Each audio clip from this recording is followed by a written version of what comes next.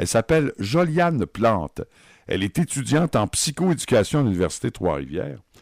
Elle habite gratuitement dans une résidence pour aînés, doit chanter, doit parler avec eux, elle vit cette expérience-là. Et j'en parle avec elle. Joliane Plante, entrevue.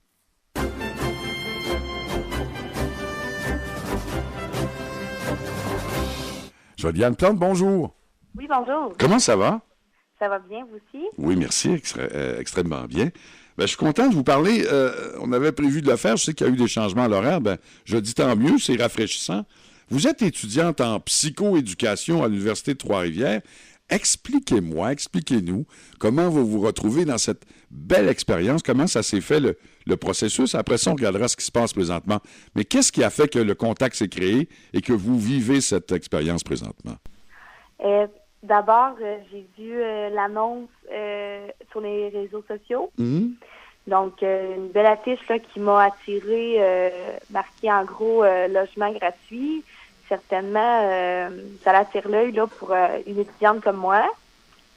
Donc, par la suite, là, j'ai lu le descriptif. Ouais. Ça allait avoir un intérêt marqué là, pour les personnes âgées et j'ai l'intérêt d'emblée pour eux. Là, dès mon tout premier emploi, là, j'étais en contact avec eux, donc j'ai appris à les connaître et je me suis dit pourquoi pas. Maintenant, bon, ce que ça veut dire, c'est que c'est la résidence en tant que telle qui a placé cette annonce, qui a eu donc cette initiative et vous y avez répondu.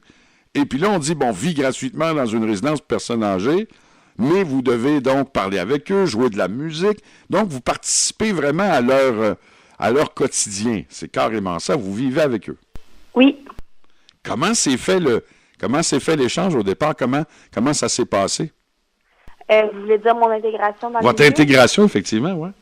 Oui, j'ai commencé par apprendre à connaître là, la majorité des personnes pour connaître c'était quoi le style de vie, les habitudes, leurs intérêts, c'était quoi les activités qui étaient déjà en place. Donc, vraiment commencer à prendre connaissance peut-être le premier mois. Et ensuite, là, j'ai pu mettre un peu plus ma couleur. Donc, oui, là, on parle de musique, là. J'ai pu rentrer ça dans les petites activités où c'est aussi, je prends des marches quand il fait beau. Les jeux de cartes, bien sûr, là, c'est... Sûrement très populaire. Oui, c'est ça. Vous êtes étudiante en psychoéducation à l'Université de Trois-Rivières. Vous offrez du bénévolat, une quarantaine d'heures par mois pour avoir droit donc à un logement 3,5, chauffé, éclairé, câblé, tout ça. Bon, et je veux dire que c'est la résidence Les Marronniers de Trois-Rivières. Maintenant, quand on regarde ça, est-ce que c'est pas en même temps quelque chose qui est bénéfique pour vos études? En plus de vous offrir un logement gratuit, tout étudiant qui refuserait, mais au niveau pédagogique, au niveau de votre cheminement d'étudiante, ça doit également être un plus pour vous de vivre ce rapport-là avec les gens du bel âge. Oui, exactement. Là, c'est vraiment un plus là, dans mes cours. Là, il y a des choses que je peux voir, que j'apprends puis que je peux appliquer automatiquement. J'apprends à être une meilleure intervenante, une meilleure aidante. Puis je veux jouer ce rôle-là auprès des résidents qui habitent là parce qu'ils en ont besoin. C'est une nouvelle adaptation, passer de la maison à une résidence, fait que je suis là pour les accompagner. Maintenant, je sais que donc c'est une initiative de la résidence Les Marronniers de Trois-Rivières. Si jamais là, il y a d'autres résidences qui sont à l'écoute, est-ce que c'est une expérience que vous recommandez? Trouvez-vous que vous allez dire oui parce que vous le vivez, mais est-ce que ce serait peut-être une bonne idée que d'autres empruntent également pour aider? Parce qu'en plus de vous aider, ça vient vous faire vivre de beaux moments, puis aux gens du bel âge également. Donc, est-ce que c'est une initiative que vous encouragez? Ah oui, bien sûr. Là, tu sais, si l'établissement a de la place pour